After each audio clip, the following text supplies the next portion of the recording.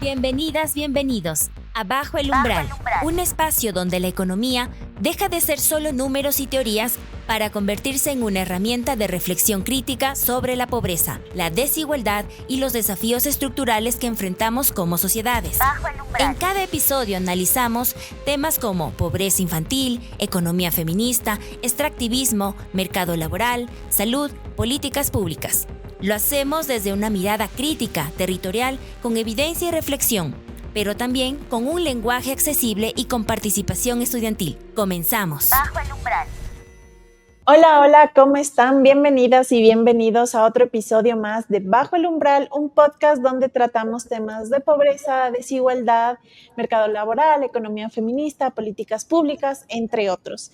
Y hoy me acompaña Julián Gaibor. Julián Gaibor es estudiante de la Facultad de Economía de la Pontificia Universidad Católica del Ecuador y es asistente de investigación. Y además nos acompaña nuestra experta Zaira Barrera, que es docente investigadora de la Universidad Centroamericana José Simeón Cañas en El Salvador. Bienvenido, Juli, bienvenida, Zaira. Muchas gracias por estar aquí. Y bueno, la temática general de este episodio es más allá de la pobreza, la exclusión y el caso específico de El Salvador. Entonces tenemos, hay mucha discusión sobre cómo medir la pobreza, si medir la pobreza en términos de ingreso, en términos de necesidades básicas insatisfechas, pobreza multidimensional, pero quizás poco se ha hablado sobre medir la pobreza en términos de exclusión social y justamente es donde queremos iniciar. Zaira, si nos puedes comentar, ¿qué es la exclusión social? Bueno, la exclusión social, desde donde la hemos trabajado en el Departamento de Economía de la UCA, la entendemos como un proceso que incluye dos grandes aristas. La primera arista es una arista laboral y la segunda arista es una arista de ciudadanía social. Con esto, a lo que queremos llegar es complejizar la participación de las personas en la sociedad para que no sea vista de manera tan simplificada como lo hacen las mediciones de pobreza tradicionales, especialmente las mediciones relacionadas con ingreso. Entonces, la exclusión social se refiere a una situación en la que las personas están dentro de la sociedad, y esto lo aclaro porque muchas veces exclusión hace pensar en estar fuera, ¿no? Pero no, la aproximación conceptual que nosotras utilizamos son personas que están dentro de la sociedad, pero participan de manera más precaria, en condiciones más desfavorables que otros grupos. Y como dije, estas condiciones desfavorables las podemos ver en dos grandes aristas, que son la arista laboral y la arista de ciudadanía social. Dentro de ellas hay diferentes aspectos en los que supongo vamos a ahondar posteriormente. Buenas tardes, yo soy Julián Gaibor, igual asistente de investigaciones, y yo lanzo la pregunta sobre cuál fue la motivación para crear esta medida de exclusión social y cuál es la diferencia con la pobreza multidimensional. Bueno, muy bien, muchas gracias por la pregunta. En primer lugar, es importante aclarar que esta medición alternativa a la pobreza, este índice de exclusión social que hemos elaborado, es resultado de un trabajo en equipo. En esta elaboración participamos 4 personas. La colega María José Erazo Fernández, ella tuvo a su cargo el diseño metodológico.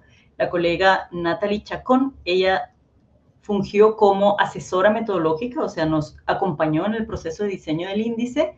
La colega Daniela Murcia, con la que trabajamos de cerca también la definición de conceptos, y el colega Valdir de Jesús Lázaro, con el que trabajamos para limpiar bases de datos y luego poder calcular el índice. Ahora, la motivación para nosotras medir este índice de exclusión social fue que nos pareció que las medidas de pobreza nos dicen una parte muy limitada de la situación de cómo viven las personas en El Salvador. Y también hubo en parte motivaciones de carácter personal, en el sentido de que las personas que trabajamos en la elaboración de este índice somos personas profesionales todas, que vivimos de nuestro salario, hasta donde sé, no tenemos descendencia, pero aún así veíamos que, aunque estamos en la parte superior de la distribución de salarios, en el caso de El Salvador, veíamos que nuestras condiciones de vida, de todos modos, no eran tan holgadas como podrían parecer. Si nosotros nos comparamos con el resto de trabajadores y trabajadoras en El Salvador, diríamos, estamos ganando el doble o el triple que alguien que gana el salario mínimo, por ejemplo. Pero nuestras condiciones de vida son, no podemos comprar una casa, muchos vivimos con nuestros padres y madres, etcétera, ¿no? No podemos tener un carro, por ejemplo. Entonces, veíamos que la participación plena en la sociedad va más allá de cumplir ciertos estándares mínimos, incluso una participación promedio. Entonces, eso, y luego también el trabajo de investigación que la colega Natalie Chacón realizó para su tesis de maestría, que fue sobre exclusión laboral, nos sirvió como inspiración para hacer esta estimación de exclusión social en El Salvador. ¿En qué se distingue de la medición de pobreza multidimensional?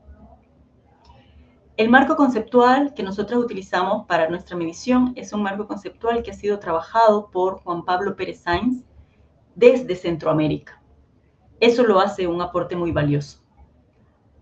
Y además, este autor resalta que para entender las desigualdades en América Latina en general, pero sobre todo en Centroamérica, es necesario incorporar una perspectiva dinámica y no solamente una perspectiva estática.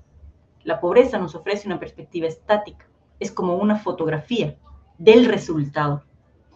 La perspectiva de exclusión social nos permite una perspectiva como de video, de proceso, más que de resultado. Esa es una primera diferencia. Y una segunda diferencia es que el marco conceptual de la exclusión social nos remite necesariamente a las relaciones que se establecen en el proceso económico. Es una cuestión relacional. El excluido es excluido frente al incluido. Entonces, hay una cuestión relacional.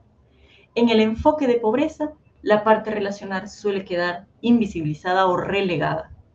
Los pobres se convierten en objeto de estudio de quiénes son los pobres, por qué son pobres, qué tan pobres son, en cuáles dimensiones son pobres, sin mirar la contraparte, ¿verdad? Sin mirar la relación de este grupo poblacional con respecto a otros grupos poblacionales con circunstancias de vida y de trabajo bien diferentes.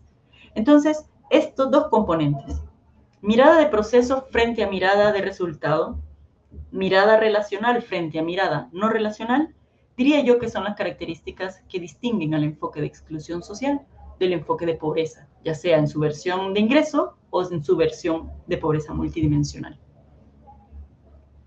Y una consulta, digamos, hablando en términos como de dimensiones o de indicadores que se utilizan tanto en la exclusión social como, por ejemplo, pobreza multidimensional, ¿nos podrías explicar qué indicadores, qué dimensiones se utilizan en la exclusión social?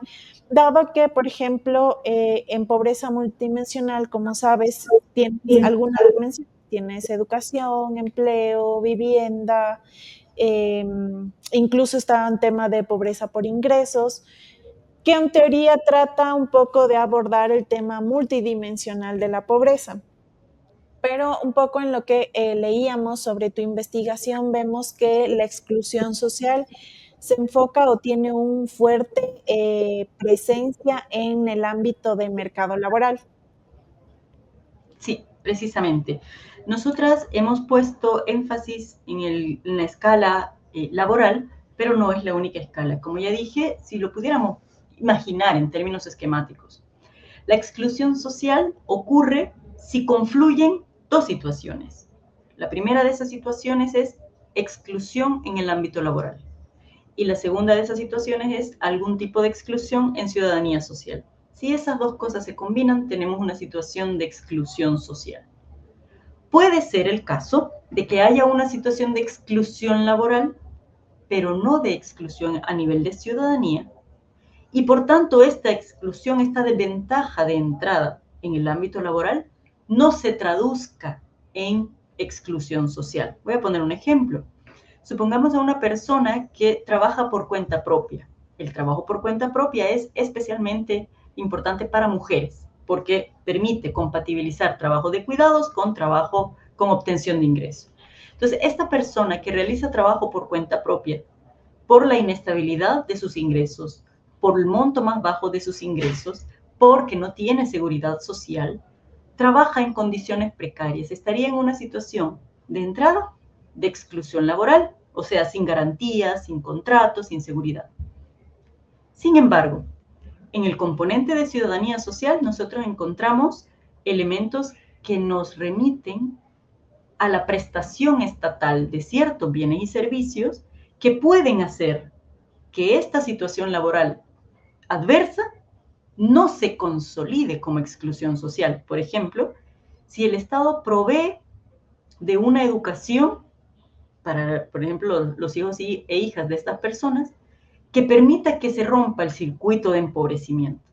O si el Estado provee servicios de salud de calidad y suficiencia que hacen que, ante una situación de salud, esta persona no caiga en una situación todavía más desfavorable. O el Estado, a través de la provisión de vivienda de acceso popular, permita que esta persona tenga acceso a vivienda, aunque sus ingresos sean inestables y bajos. Este ejemplo que yo les estoy ofreciendo es un ejemplo que combina exclusión laboral con una ciudadanía social un poco más presente, un papel del Estado que ofrece algún tipo de apoyo y que por tanto evita que estas personas queden en una situación de todavía mayor marginación. Ahora pensemos en un escenario donde tenemos a una persona asalariada. En el sector formal, eso significa que tiene seguridad social, tiene contrato de trabajo, sus condiciones son más estables, por lo menos en un año o algo así, y tiene un salario, tal vez no muy alto, pero tiene un salario que es un ingreso fijo todos los meses. Esta persona asalariada, en principio, no estaría en exclusión laboral, está incluida laboralmente. Pero cuando miramos la escala de ciudadanía social y vemos que tiene dificultades para acceder a vivienda, que tiene dificultades para cumplir las necesidades de salud, de educación, o bien alguna situación de salud en particular la colocó en una situación de desventaja y entonces sus ingresos se reducen. O tiene, por ejemplo, que costear no solo a sus descendientes, sino también a sus ascendentes, padres y madres que no tienen pensión. Entonces, esta persona que ya venía de una situación no tan desfavorable, en la escala de ciudadanía pierde aquellas ventajas y puede quedar en exclusión social. Entonces, cuando nosotras hicimos la estimación de las escalas de exclusión, no lo vimos en términos maniqueos de decir está excluido o no está excluido, sino que lo vimos en escalas. ¿Qué tan excluido está? Lo que me menciona sobre la pobreza multidimensional es que incorpora también estas diferentes aristas. Sin embargo, como bien lo señalabas, en la pobreza multidimensional aparecen aristas relacionadas con educación, con vivienda, por ejemplo, o hábitat, etc. Pero el componente de trabajo está menos explorado. En el caso nuestro, por ejemplo, nuestra investigación no toma como unidad de medida los hogares, sino las personas trabajadoras. Y un aspecto muy novedoso, diría yo, que nosotras hemos incorporado en nuestra perspectiva es que hemos incluido como personas trabajadoras a las personas que, según la encuesta de hogares de propósitos múltiples de El Salvador, son económicamente inactivas porque no están realizando ninguna labor remunerada. Pero nosotros nos fuimos a explorar ese universo de personas que están inactivas y vimos que hay diferencias sensibles, y eso no es solo para El Salvador, en otros países también. Hay diferencias sensibles entre hombres y mujeres. Para las mujeres, la primera razón de inactividad es la realización de trabajo doméstico. Ahí, Zaira, justo volviendo a este tema de las brechas, me parece interesante lo que comentabas y lo que resaltaban en la investigación sobre la diferencia entre hombres y mujeres, ¿no? Y me parece importante también preguntarles si pudieron ustedes analizar otro tipo de brechas y otro tipo de exclusión, por ejemplo, no sé, por etnia, por grupo etario. Sí, muy bien. Justamente nosotras incluimos diferentes características, algunas sociales y otras individuales, para, sobre todo a través de un modelo Logit, para determinar la probabilidad que una persona esté en situación de exclusión social consolidada en comparación con otros perfiles. Dentro de las características sociales, por ejemplo, tenemos la categoría ocupacional. Y vimos que una persona, por ejemplo, las mujeres que realizan trabajo doméstico remunerado, estamos hablando de las que trabajan en los hogares remuneradamente, tienen 36.6% de probabilidades de estar en exclusión consolidada, lo cual es la probabilidad más alta, por encima incluso de las personas desempleadas. Entonces, tenemos que esa característica social pone a las personas del trabajo doméstico remunerado, principalmente mujeres, en desventaja. Pero también hicimos una diferencia por ubicación geográfica, rural-urbano. Las personas en la zona rural tienen mayor probabilidad de estar en exclusión social. Por edad también. Las personas jóvenes tienen especial probabilidad de estar en situación de exclusión social, las personas que tienen nivel educativo más bajo y las personas, por ejemplo, que realizan actividades asalariadas tienen más probabilidades de estar en exclusión social que aquellas que se desempeñan como empleadores o patronos. Entonces sí que hicimos estos otros cortes. En el caso de El Salvador, el tema de etnia no se puede rastrear en las encuestas. Yo creo que somos un país bastante mestizo. Entonces no aparecen como diferencias, por ejemplo, en población afrodescendiente o población indígena o población propiamente ladina. Que hay otros países de la región en donde esos cortes sí que me parece que podrían hacerse de forma más pulida, digamos, en el caso de los países que tienen costa caribe y tienen población afrodescendiente, o en Guatemala también, que la población indígena pues también tiene bastante más presencia. En el caso de El Salvador, creo que no tenemos medición que nos permita monitorear si una persona por su pertenencia étnica tiene mayor o menor riesgo, o por algún rasgo de su fenotipo tiene mayor riesgo. Eso no lo podemos hacer con la encuesta. Solo con características sociales y, como dije, algunas otras características individuales: sexo, edad, nivel educativo, ubicación geográfica, categoría ocupacional. Zaira y Caro, estábamos hablando un poco de las dimensiones, ¿no? De la exclusión social y de las dimensiones de la pobreza. Y yo les pregunto un poco qué opinan de incluir la dimensión de seguridad. Sabemos que el Ecuador actualmente está en una crisis de seguridad, y cuando se habla de violencia y seguridad también se lo toma El Salvador como un ejemplo mediático, al menos internacionalmente. Claro, en vivir el día a día y que tengamos la probabilidad de un robo, de una extorsión, podría tener algún enfoque o alguna dinámica en la exclusión social o en la pobreza como tal. Muy importante eso que has preguntado, y me permite abordar un asunto que nosotros efectivamente hemos considerado en el índice de exclusión social. En la dimensión de ciudadanía social tenemos un componente de participación en donde hemos incluido variables que se refieren, por ejemplo, a participación política, que también es un aspecto de la inclusión o exclusión, ¿no? Y los indicadores el indicador que utilizamos para la participación política fue el porcentaje de participación en votaciones promedio. Ese fue como el umbral. Y entonces, si la persona vivía en un municipio en donde la participación había estado por encima del promedio, digamos que tenía un factor incluyente. Si por otra parte su municipio tenía una participación en las elecciones inferior al promedio, tenía un factor excluyente. Lo mismo, digamos, esa misma lógica aplicamos para el tema de seguridad, medido estrictamente a través del número de homicidios por cada 100.000 habitantes, por estas cuestiones precisamente que mencionabas, ¿no? Entonces decíamos, una persona que habite en un municipio en donde el número de homicidios promedio es superior al promedio nacional, que en el caso de El Salvador el promedio nacional era bastante alto, entonces decíamos, esta persona tiene un factor excluyente. En cambio, una persona que vive en un municipio que tiene un número de homicidios por cada 100.000 habitantes por debajo del promedio, en principio tendría un factor menos, ¿no?, en términos de exclusión. Entonces, esa fue la manera en la que nosotras incorporamos ese aspecto de la seguridad en el caso de la ciudadanía social. Curiosamente, los resultados, nuestra investigación abordó la década 2009-2019, pero con ocasión de otro artículo que escribimos con la colega María José Erazo, basados en la investigación que hicimos en el equipo que anteriormente comenté. En esta otra investigación hicimos los cálculos para 2023, y lo que veíamos precisamente era que había habido una mejora notoria en la ciudadanía social, porque como el promedio, o sea, la mayoría de personas vivía en municipios en donde el número de homicidios por cada 100.000 habitantes era menor que el promedio, y el promedio había bajado mucho, dadas las medidas, ¿no?, que se ha tomado el gobierno en los últimos años. Entonces, ese había sido digamos que ese es un factor que reduce la probabilidad de estar en exclusión para todas las personas.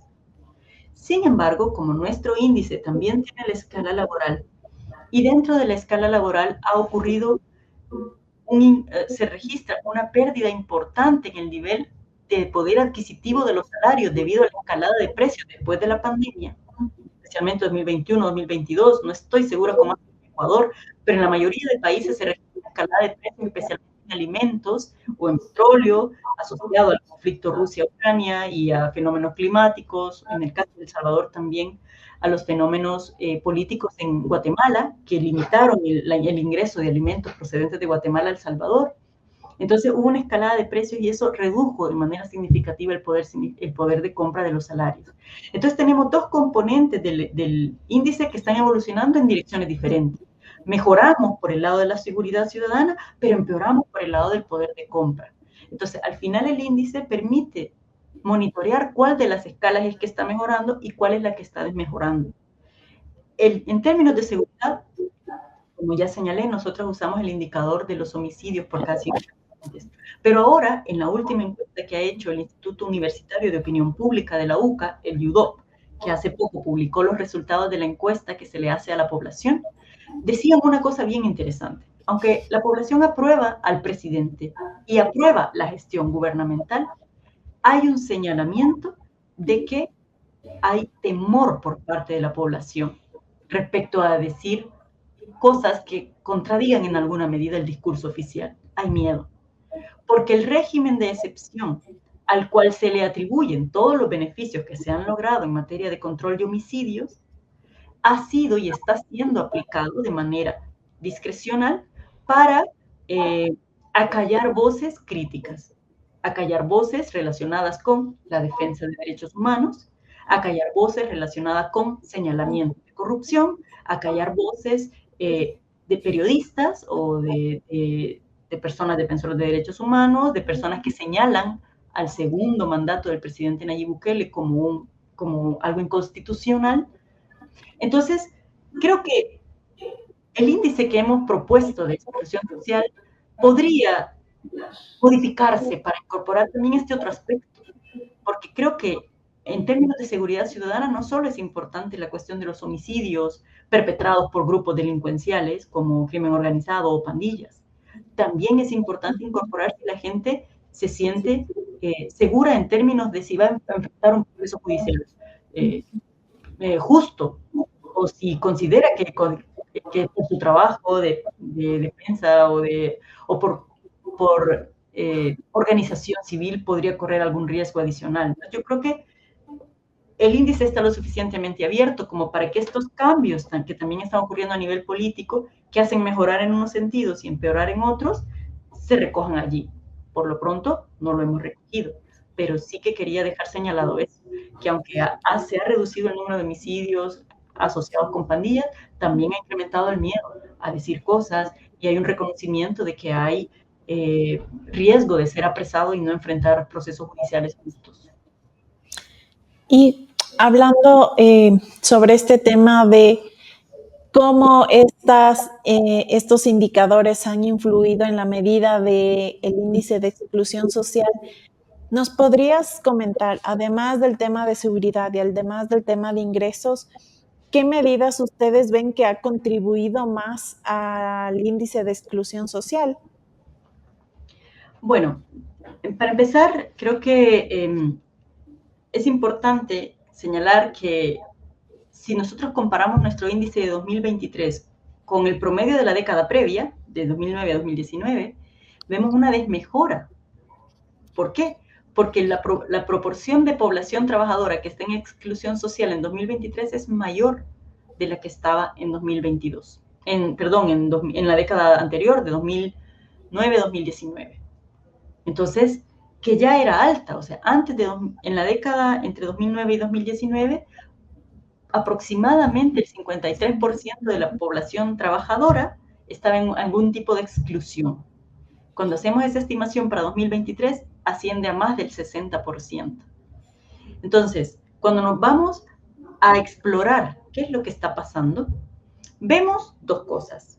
La primera de ellas, como ya señalé previamente, nosotras consideramos como población trabajadora a las personas que según la encuesta no lo son.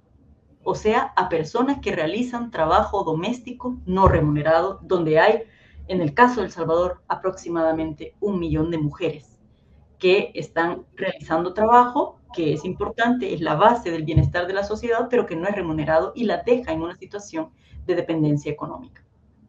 Y en segundo lugar, también es importante visibilizar que nuestra medición de exclusión social tiene, como ya señalaba, componentes de ciudadanía y componentes de laborales, y en el de ciudadanía verificamos en 2023 una mejora por el lado de la seguridad, pero en el componente laboral verificamos una desmejora por el lado de la pérdida de poder de compra de los salarios.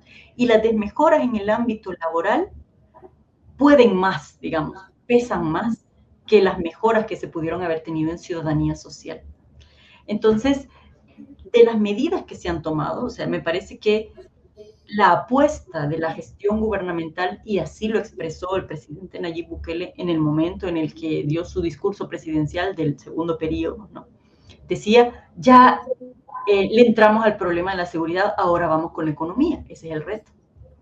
Entonces, precisamente, hay mejoras por el lado de la ciudadanía social en el sentido de la seguridad, de homicidios, de pandillas, pero hay desmejora en materia económica y es lo que la gente está señalando. Ahora, en las encuestas de opinión, los problemas que aparecen en primer lugar, donde antes aparecía los homicidios, la violencia realizada por las pandillas, ahora aparece el costo de la vida, el desempleo, la desmejora en las condiciones materiales de la gente.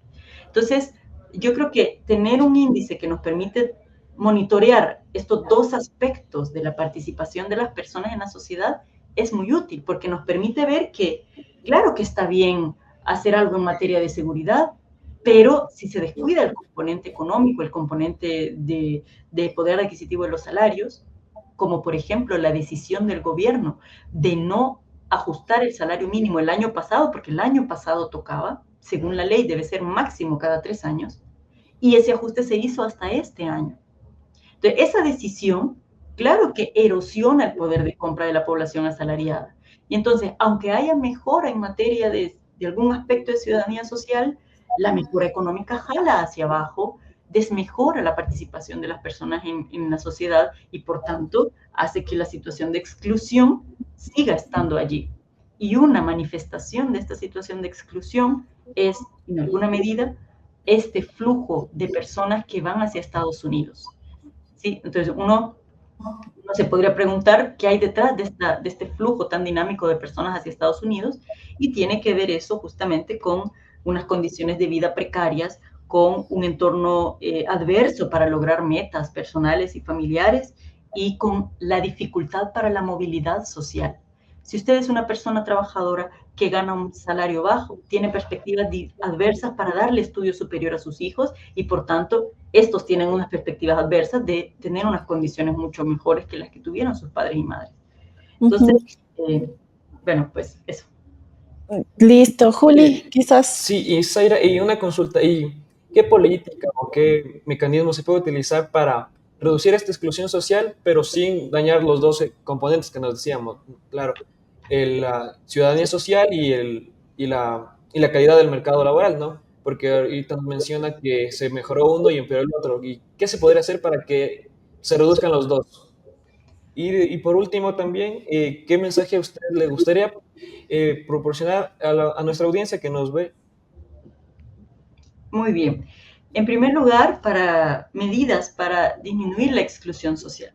Yo diría que lo primero, y es un poco la vocación de este esfuerzo de investigación que hemos hecho con las colegas que ya mencioné, es revisar la manera en la que nos estamos aproximando académica y políticamente al tema. Si tenemos mediciones limitadas, desactualizadas, simplificadoras de la problemática, entonces no podemos esperar políticas que abarquen el problema en toda su multidimensionalidad. En El Salvador, el umbral de pobreza que todavía se utiliza, pobreza extrema, es el costo de la canasta básica alimentaria. La canasta básica alimentaria en El Salvador contiene solamente 21 alimentos y se realizó con una encuesta que tiene más de 40 años de antigüedad. hay una diferenciación entre canasta rural y canasta urbana que no recoge las nuevas posibilidades que tienen los territorios rurales de producir o no alimentos en el marco de la liberalización comercial, del cambio climático, de la urbanización de los suelos. Entonces, tenemos indicadores desactualizados y sesgados que nos dan mediciones desactualizadas y sesgadas de problemáticas y, por tanto, si tenemos mediciones incompletas, si tenemos mediciones que nos dan una mirada sesgada, pues las soluciones que vamos a buscar van a ser así de sesgadas y van a dejar fuera a una parte importante de la población. Entonces, yo creo que antes de entrarle a pensar, ¿no?, cómo podemos hacer para disminuir la incidencia de la exclusión en El Salvador, insistamos en que medir de una manera diferente esos fenómenos son la clave, o es la clave, mejor dicho, para tener más y mejores herramientas para realizar políticas de intervención que sean efectivas y que nos encaminen a un mayor bienestar de todas las personas trabajadoras. Y cuando digo todas las personas trabajadoras, incluyo a aquellas que, como dije antes, realizan un trabajo que está invisibilizado y que es fundamental para el bienestar, que es el trabajo de cuidados, tanto remunerados como no remunerados. Pero luego, ya puestos también más allá de la cuestión de la medición, como decía, en términos de la escala laboral, por ejemplo, en materia de seguridad social, tenemos que verificar o diseñar sistemas de protección social para las personas trabajadoras que no discriminen de acuerdo a la categoría ocupacional. En El Salvador, el sistema de pensiones es casi exclusivamente para personas asalariadas, pero las personas asalariadas del sector formal solamente son el 34% de toda la población económicamente activa en El Salvador. Entonces tenemos a 2/3 de la población económicamente activa desprotegida, sin acceso a seguridad social. Entonces, podemos diseñar un sistema de seguridad social que otorgue una mayor cobertura de protección social a la población. Si no es a través de manera contributiva, que sea de manera no contributiva a través de un sistema de salud público robustecido, ¿no?, que dé abasto. Luego también en materia de salarios, que se cumpla con la normativa establecida para el establecimiento del salario mínimo, que se ajuste cuando corresponde, porque cada vez que se tarda 1 o 2 años en ajustarse el salario, estamos hablando de una pérdida importante de poder de compra para las familias trabajadoras.